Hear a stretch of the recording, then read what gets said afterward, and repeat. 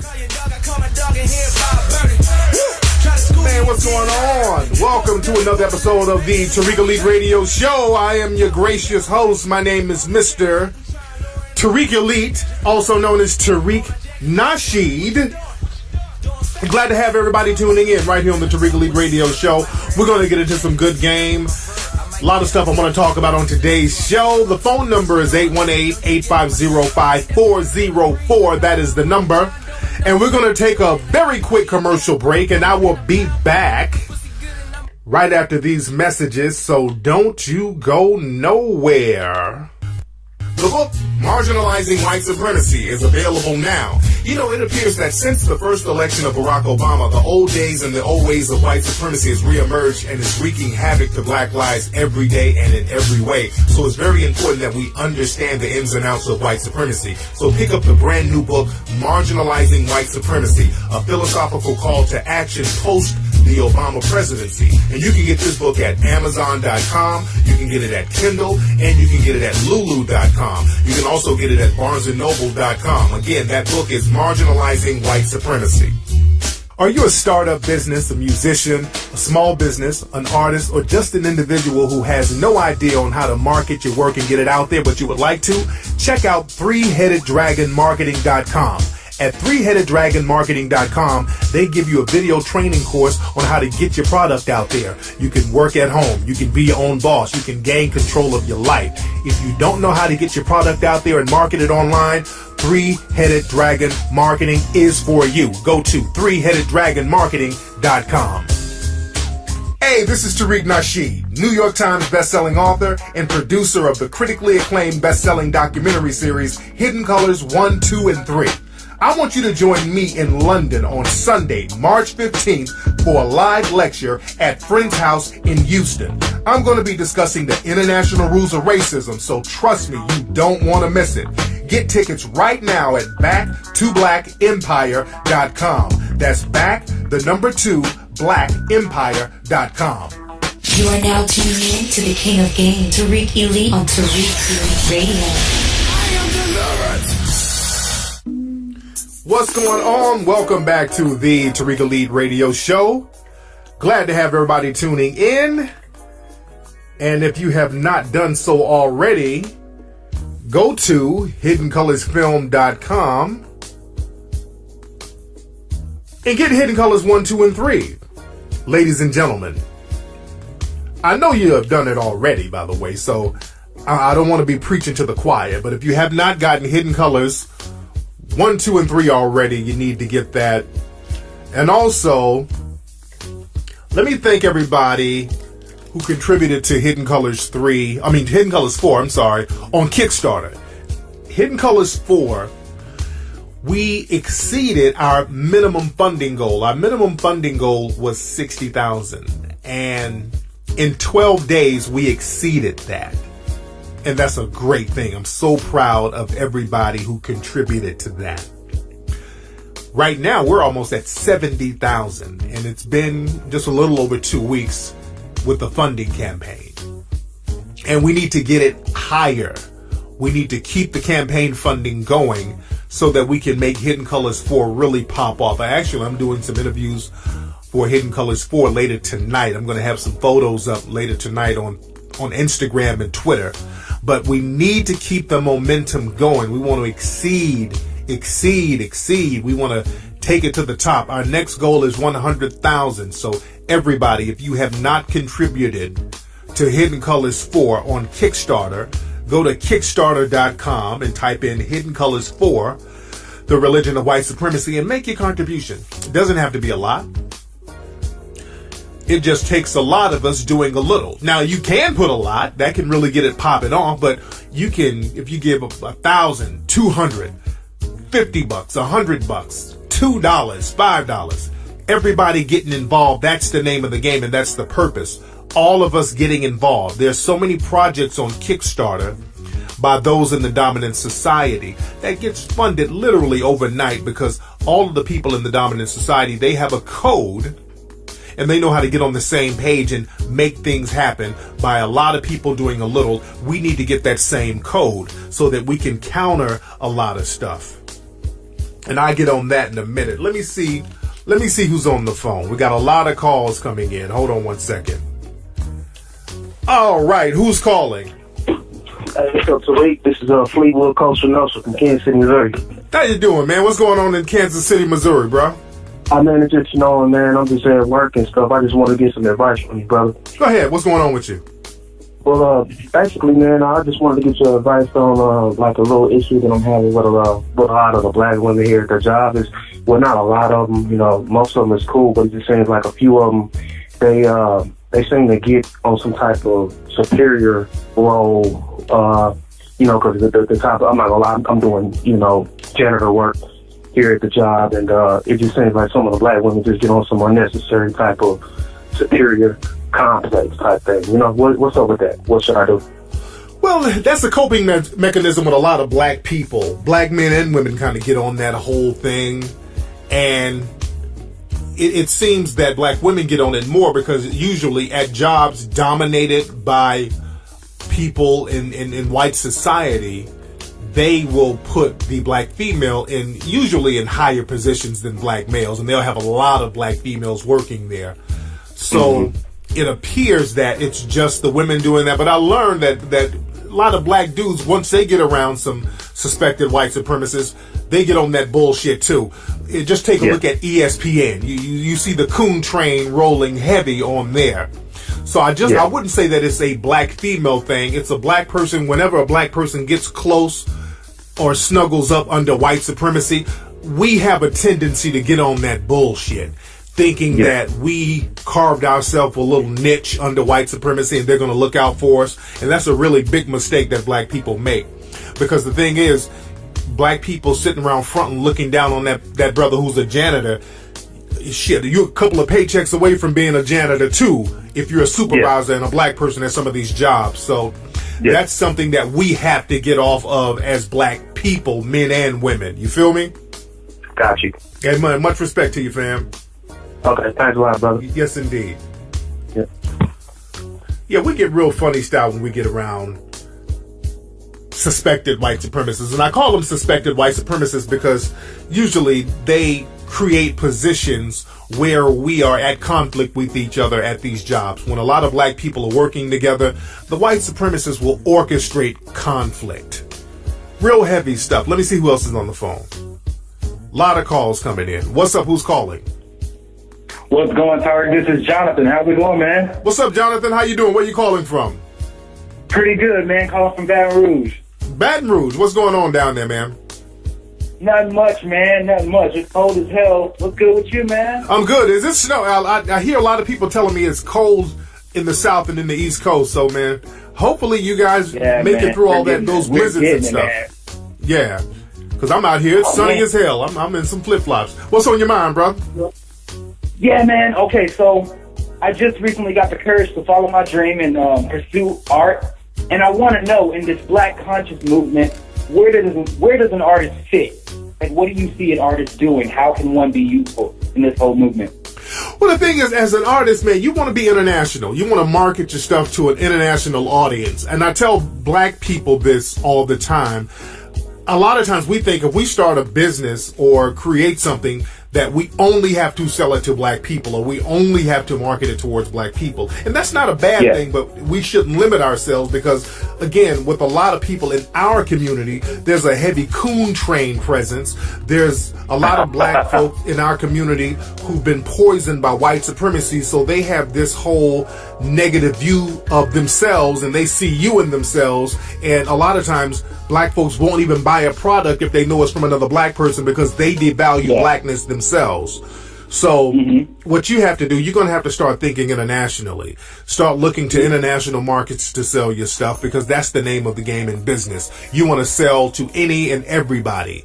Just like people who come into your community, like the Asians, the Arabs, and all these people, they'll sell anything to you. They're going to keep the money for themselves, but they're going to sell anything to anybody who will buy. And we got to get on that too. I think specifically I'm sorry to interrupt you, but I think specifically what I'm trying to get to is how do I help advance the culture using art? Like, do you know what I mean? Versus, making a profit is great. Money is common. It'll always come. But I'm saying, like, how can I help? What do you see an artist being useful? Where do you see me being useful the most? It depends on what type of art you make. What kind of art do you have?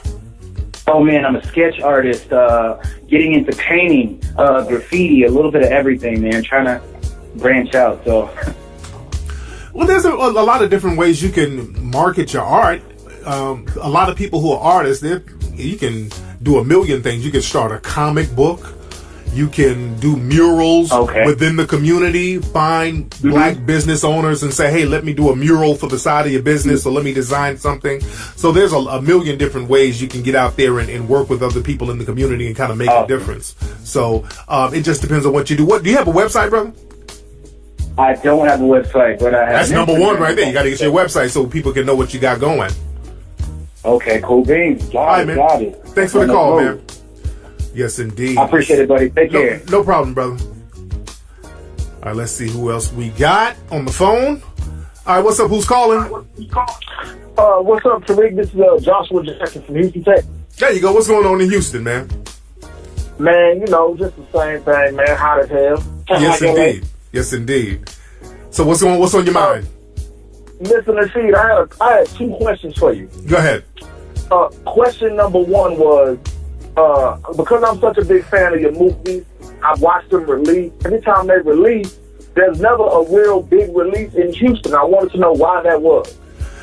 Last time we were going to do Houston, but the theaters weren't available, so we ended up doing Dallas, and Dallas sold out faster than all the other cities, which I was shocked.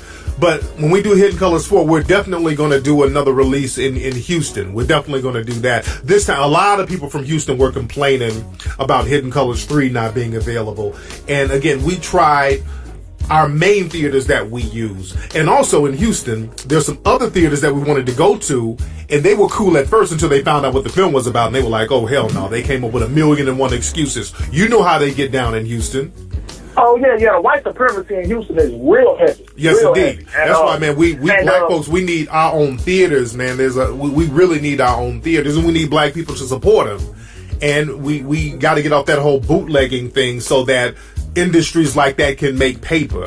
So, it is what it is. I agree, and I don't bootleg at all. Matter of fact, I've been buying your packages, like the 3-part Hidden Color packages, and giving them out to friends of mine because they've been wanting to borrow my shit so much. I'm like, bro, just take it, Yes, indeed. Hey, but we're definitely going to have Hidden Colors 4 in Houston, so you stay tuned for that. Okay, good, because we need it down here. Yes, indeed. What was your other question?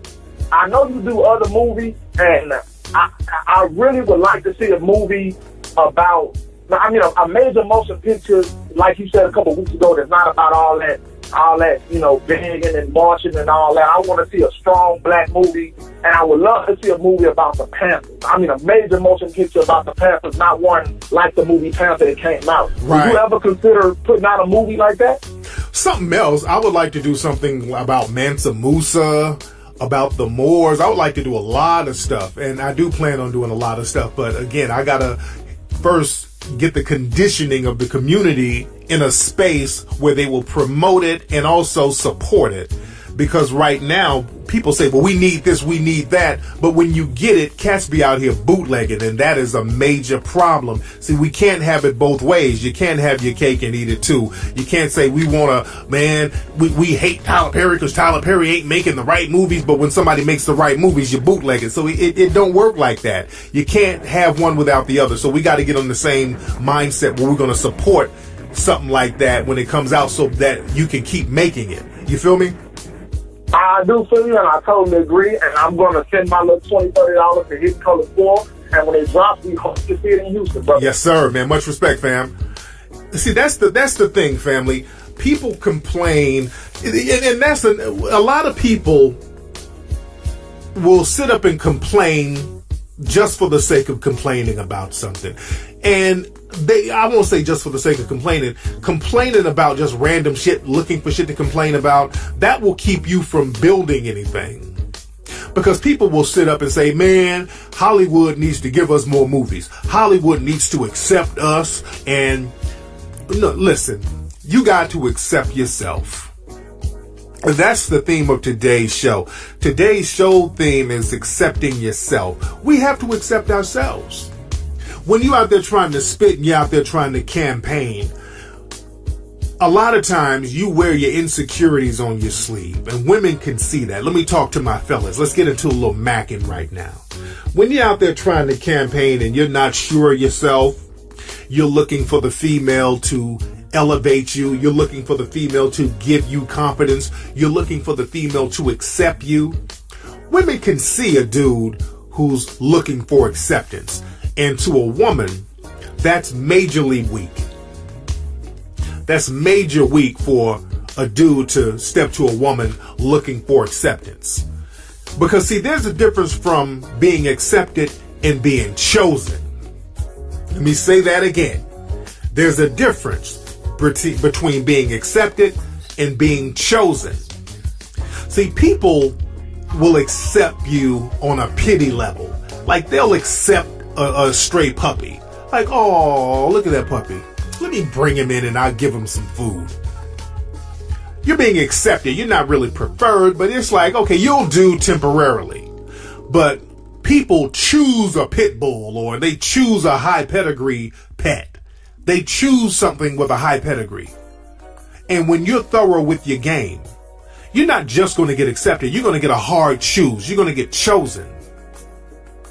And being chosen goes a long way because now that puts you in a position of power. People have stepped to you because of something that you have because you've accepted yourself. Chosen people learn how to accept themselves. They're cool with themselves. They've empowered themselves. They said to themselves, I like me enough to build me up and elevate me up and become thorough so that now when people step to me, I don't worry about them accepting me. I've accepted myself. So now they have to just choose and get on the same plane I'm on. That's a position of power, and that's the position you want to be in. Not just in the dating game, but in anything you do. And this goes for you too, ladies.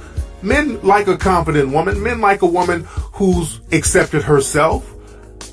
You don't want no insecure chick. Now, a dude will accept an insecure chick, accept you for some ass and then toss you to the curb. But a real choose, meaning that this dude is going to put you on wife status or try to get you into wifey material position. They do that to women who accept themselves. Women who are confident enough in themselves to say, hey, look, I don't need you to accept me. I've accepted myself and you can take it or leave it. I got shit popping with me. If you like it, let's roll. If you don't like it, I'm good, nigga. You can respect that. And that's a person who has accepted themselves. And collectively, we in the melanoid community, we're going to have to learn how to accept ourselves. Because that's something that we do not do. And this is why we are exploited by other people. On my Instagram and Twitter, I've been putting up a lot of pictures. We've been promoting and campaigning for the Hidden Colors 4 Kickstarter. And I've been putting up a lot of funny memes.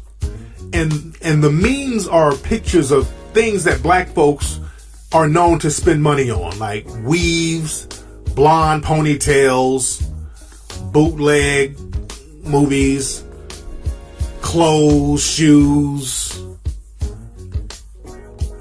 bad food, weed. I've been putting up a lot of pictures kind of making little jokes. And so a few people, there's some fake nigga outrage. Some people are getting pretend offended, but that's good. Because this is holding up a mirror. And the thing is, I'm showing people in the community, we spend money on bullshit without second guessing anything, without questioning anything. We gladly give those in the dominant society every dime we have for utter bullshit, and they give us nothing but disrespect and contempt in return. But when it comes to a project like Hidden Colors 4 that has a track record, the Hidden Colors series has had a track record of educating not just adults, but your children. They're showing my films in schools all around the world. I have no idea why Hidden Colors, the campaigns on Kickstarter, has not reached $1 million by now. It should have reached over $1 million. If a white project did what Hidden Colors did, it would make $10 million damn dollars on Kickstarter alone, on Kickstarter. Because those are people in the dominant society. They do not play games when it comes to their education and their children. They value what educates their children. See, black folks, we got to get on this thing where we value our children. Children love the Hidden Colors series. Small children, not just adults, children all over the world. They show Hidden Colors in schools and the kids love it. That alone should, everybody and their mom should be on Kickstarter right now, today, putting Hidden Colors for over $1 million in contributions. And I'm keeping it 110. If we spend our money on anything, that should be it. We got to stop playing games. And I don't care if people are offended because I'm posting up pictures of hair weaves and shoes and all that, because we got to stop wasting our money on nigger trinkets. We got to stop being the nigger trinket people and start valuing and accepting ourselves. Because again, there's a lot of black folks out here, because Hidden Colors has not been given the green light by anybody in the dominant white society. There's some black people who are still skeptical about even co-signing Hidden Colors. Let's just be real. Even though it's a very successful documentary series, because it has not been co-signed by those in the dominant white society, black people, there's some black people who still on the plantation. They're still scared. And we're going to have to start valuing our children and valuing the type of education they have, and accept ourselves enough to support that, not just on Kickstarter, but when it comes out, and stop with the goddamn bootlegs. Because we need this media. This is our media. We need our media to counter the bullshit that's coming from those in the dominant society.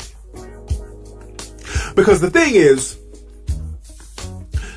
we get attacked daily by the dominant society. And the reason why they attack us is because they know that there's no counter to it.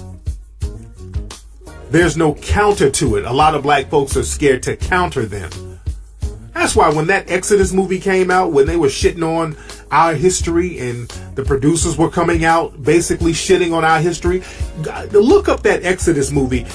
If you notice, out of people in Hollywood, in the entertainment business, I was really one of the only, and I'm not saying this to brag, but unfortunately, I say this very unfortunately, I was one of the only people in the entertainment industry who would speak out against that.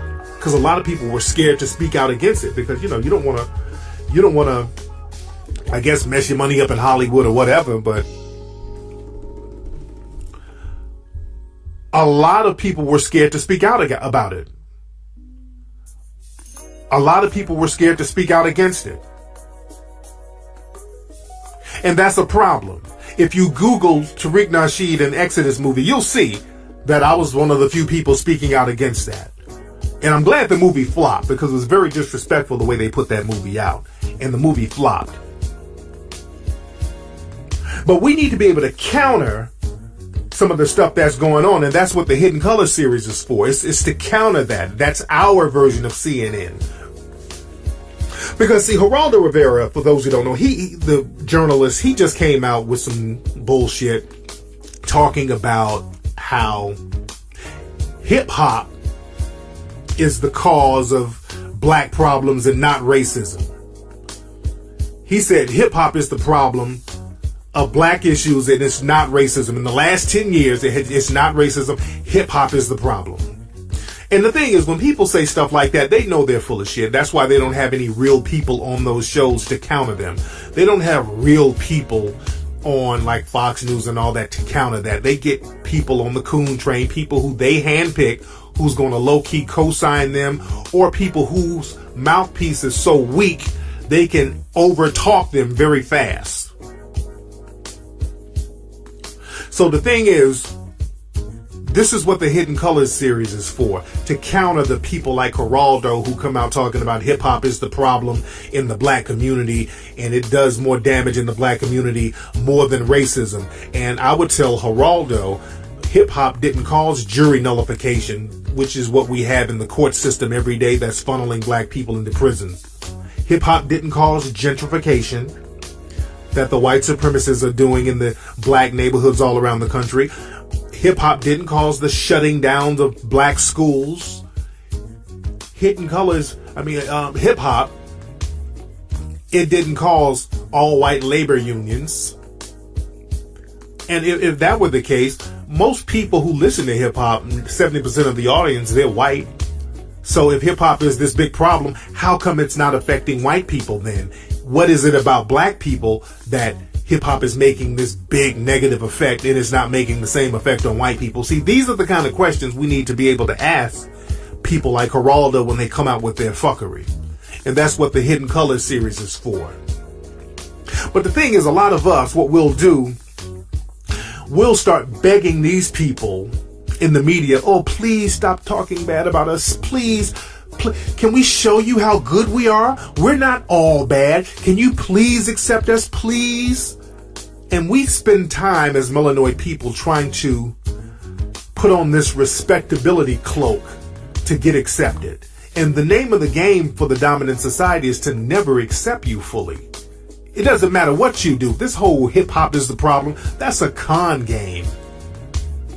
That is nothing but another con game so black people can start tap dancing and say, well, look, I'm not into hip hop. Can you accept me? Fuck them. Accept yourself. You got to accept yourself. This is accept yourself time, family. When you embrace the Hidden Colors series and support it, you're accepting yourself. When you educate your children, you're accepting yourself. And again, we get tossed bones. We beg for acceptance and we get tossed bones by the dominant society. We get a few crumbs and bones and we can't be content with that. For example, BET, they just ran a mini-series called Book of Negroes. It wasn't a bad mini-series. It was basically like Roots. It was very similar to Roots. They even had some people from Roots in the movie. They had Louis Gossett Jr., who was in Roots, and he was in this mini series that was on BET. And the sister who played the lead, very, very, very wonderful actress. The Book of Negroes wasn't bad. If you can check it out, check it out. If you watch the Book of Negroes, the first 20 minutes of the movie basically told you everything you needed to know about our problem as people of African descent. There was a scene that really told everything. It was very telling. It explained our situation perfectly. There was a scene where they were in Africa and there were other African tribal members who captured rival members.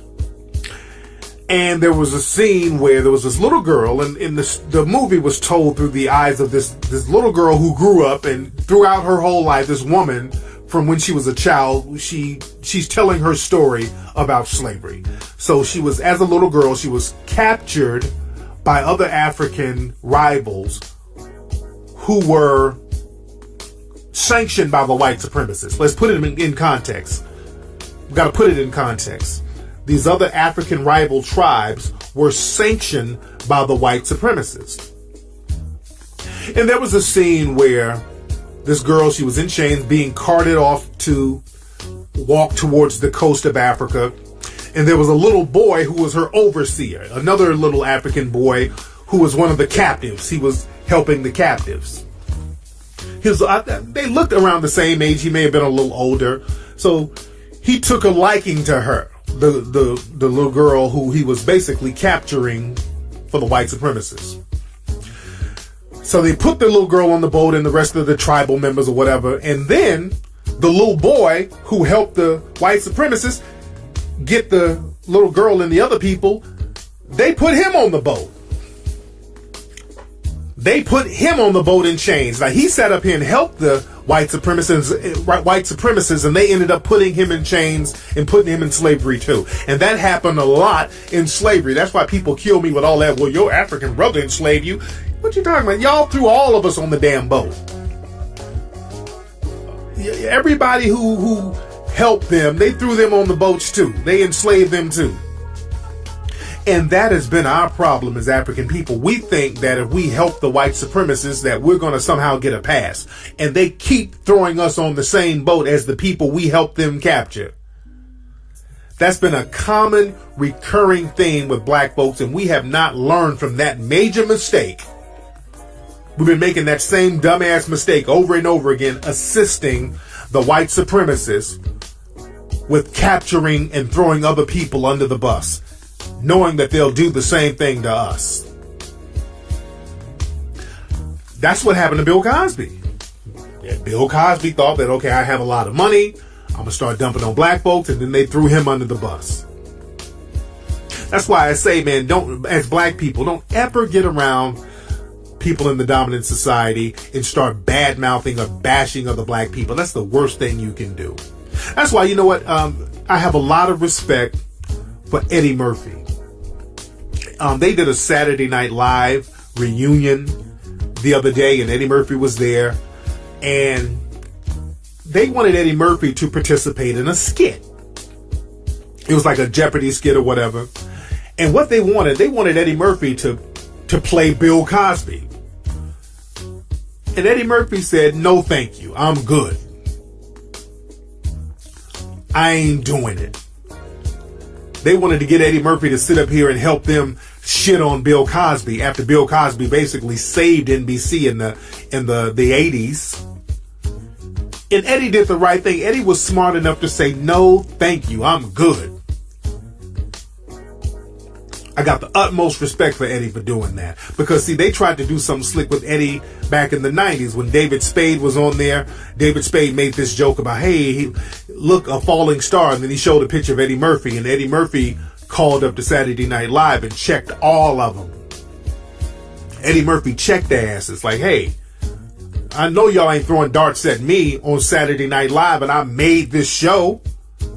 I made this show. This was the Eddie Murphy show when I was on it, and you know it. If it wasn't for me, none of you would have a show or a job. How dare you try to throw darts at me? Eddie checked their ass, as he should have.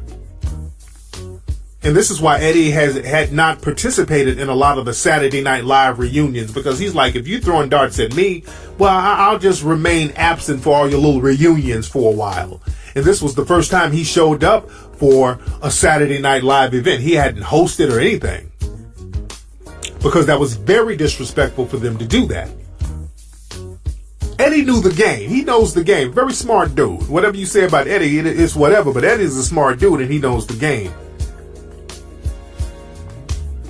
And we got to start knowing the game and get a code of conduct. Eddie was abiding by a code of conduct. There was another story that came out today. I want y'all to look this up. I saw it on mtvnews.com about the actress, comedian Monique.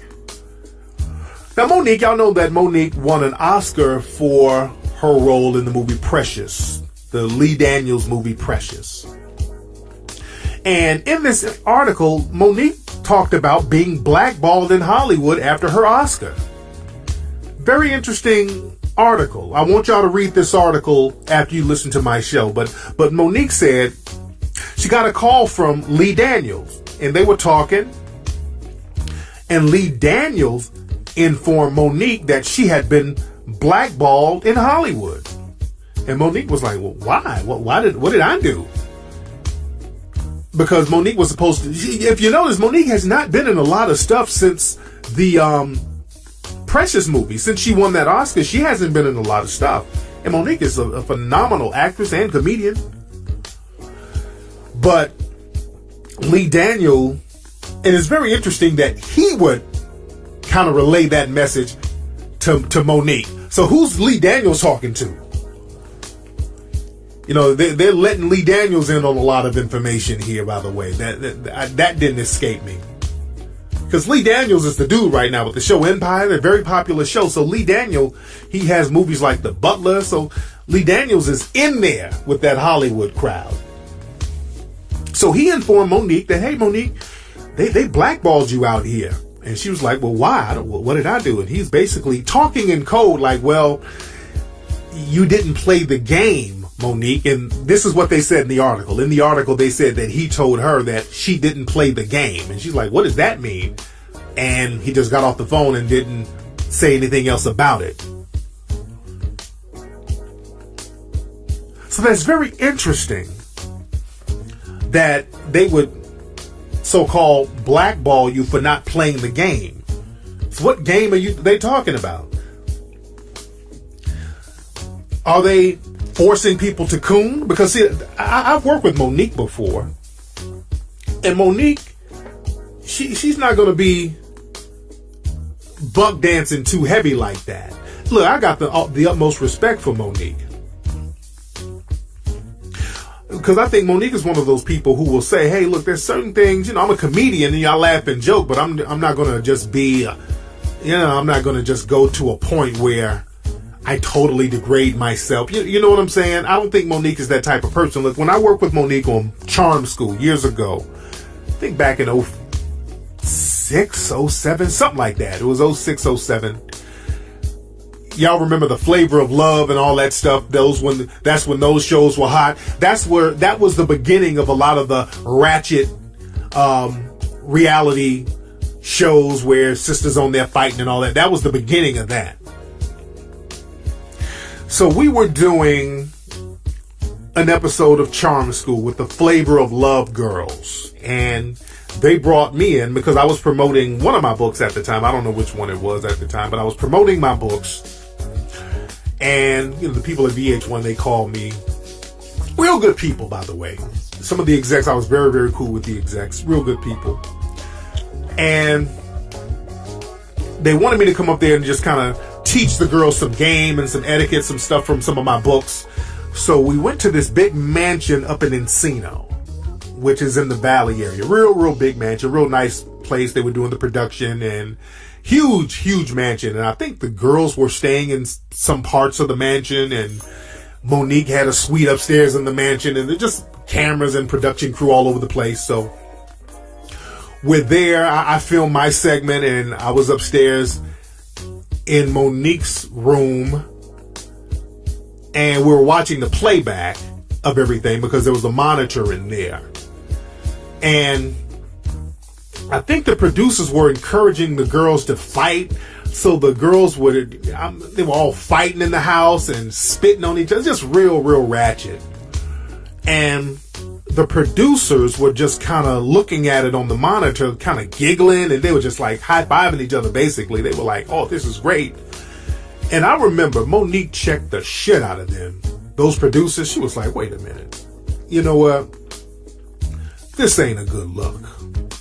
I don't like the way this shit is being portrayed. I don't like the way these sisters are being portrayed. I don't like the way these black women are looking. I don't like the way y'all making them look. Monique checked the hell out of them. And she's like, look, I'm not laughing. I ain't feeling it. Then there was an awkward silence, and, everybody proceeded to do what they did. But I had the utmost respect for Monique for checking them on that, because it was a bad look. And we were there to genuinely kind of, give the ladies some game to present themselves in a proper way. And I know that fighting and ratchetness is great TV, but we don't have anything to balance that out. So again, I got to see how Monique gets down, and she kind of stands up for herself, and she has a lot of dignity. So as a black person in Hollywood, they kind of want you to compromise your dignity to a certain degree. So if that is true, that she was blacklisted, that's a very unfortunate thing. This is why we have to create our own media. We have to create our own networks. We have to create our own films, our own documentary, and that's what we're doing with the Hidden Colors series. And when we do it, family, we need brothers and sisters in the community like you to continue to support it. Everybody, if you're on the computer right now, which you should be, go to Kickstarter.com and contribute to Hidden Colors for today. Let's get that thing up to $100,000 today. We're at about $70,000 now. We can get it up to $100,000 today. Playtime is over. We need our own media. We got to get it popping. We got to do it for our families. We got to do it for our children, because we got to give our kids that game. And speaking of games, shout out to my new son. Me and Peanut, we had a new son this Sunday. We had a son this Sunday. Our son, his name is Asir, Asir. Isn't that a cute name? That's a powerful name. That's an African name. West African name, it means preferred one. But our son's name is Asir Tariq Nasheed. Beautiful kid.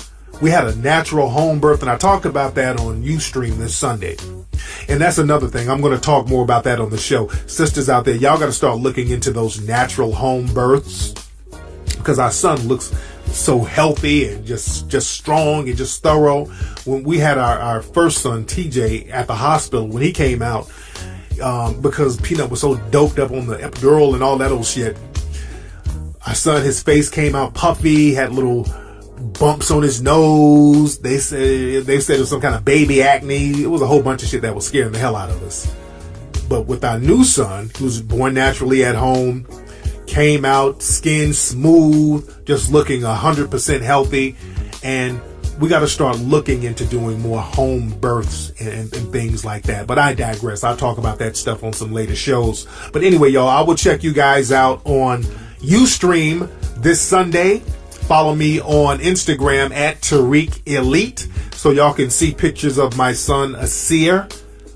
Beautiful kid. Also follow me on Twitter at Tariq Nasheed. And if you want to go to Kickstarter, you can go directly to Kickstarter.com and go to Hidden Colors 4, or go to HiddenColorsFilm.com. I'm a holla. Peace. That we can counter a lot of stuff. And I get on that in a minute. Let me see who's on the phone. We got a lot of calls coming in. Hold on one second. All right, who's calling? Hey, what's up, Tariq? This is Fleetwood Coastal Nelson from Kansas City, Missouri. How you doing, man? What's going on in Kansas City, Missouri, bro? I manage it, man. I'm just at work and stuff. I just want to get some advice from you, brother. Go ahead. What's going on with you?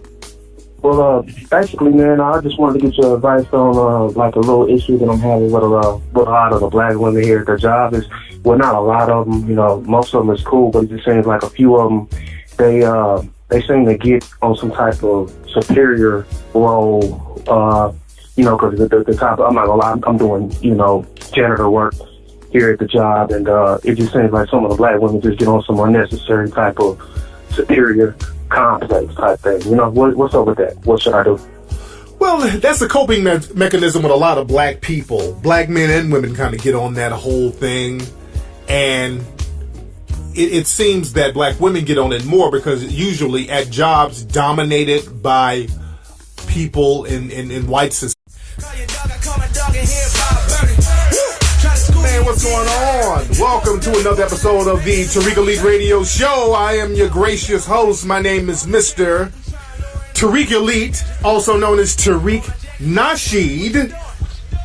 I'm glad to have everybody tuning in right here on the Tariq Elite Radio Show. We're going to get into some good game. A lot of stuff I want to talk about on today's show. The phone number is 818-850-5404. That is the number. And we're going to take a very quick commercial break, and I will be back right after these messages, so don't you go nowhere.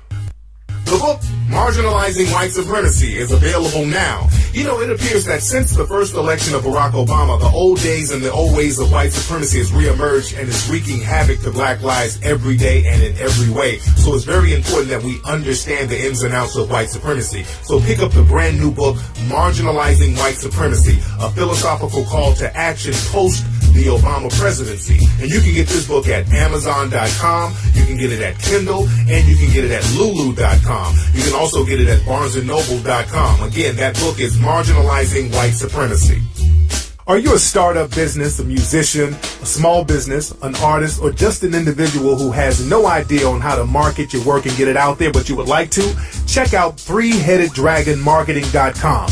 At ThreeHeadedDragonMarketing.com, they give you a video training course on how to get your product out there. You can work at home. You can be your own boss. You can gain control of your life.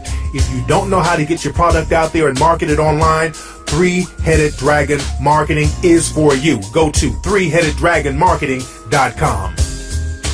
Hey, this is Tariq Nasheed, New York Times bestselling author and producer of the critically acclaimed bestselling documentary series Hidden Colors 1, 2, and 3. I want you to join me in London on Sunday, March 15th for a live lecture at Friend's House in Houston. I'm going to be discussing the international rules of racism, so trust me, you don't want to miss it. Get tickets right now at backtoblackempire.com. That's back2blackempire.com. You are now tuning in to the King of Game, Tariq Elite on Tariq Radio. Funding going so that we can make Hidden Colors 4 really pop off. I'm doing some interviews for Hidden Colors 4 later tonight. I'm going to have some photos up later tonight on Instagram and Twitter. But we need to keep the momentum going. We want to exceed. We want to take it to the top. Our next goal is 100,000. So everybody, if you have not contributed to Hidden Colors 4 on Kickstarter, go to Kickstarter.com and type in Hidden Colors 4, the religion of white supremacy, and make your contribution. It doesn't have to be a lot. It just takes a lot of us doing a little. Now, you can put a lot. That can really get it popping off. But you can, if you give $1,000, $200, $50, $100, $2, $5, everybody getting involved. That's the name of the game, and that's the purpose. All of us getting involved. There's so many projects on Kickstarter by those in the dominant society that gets funded literally overnight because all of the people in the dominant society, they have a code and they know how to get on the same page and make things happen by a lot of people doing a little. We need to get that same code. So what's going on? Welcome back to the Tariq Elite Radio Show. Glad to have everybody tuning in. And if you have not done so already, go to hiddencolorsfilm.com and get Hidden Colors 1, 2, and 3. Ladies and gentlemen, I know you have done it already, by the way, so I don't want to be preaching to the choir, but if you have not gotten Hidden Colors 1, 2, and 3 already, you need to get that. And also, let me thank everybody who contributed to Hidden Colors 4, on Kickstarter. Hidden Colors 4, we exceeded our minimum funding goal. Our minimum funding goal was $60,000. And in 12 days, we exceeded that. And that's a great thing. I'm so proud of everybody who contributed to that.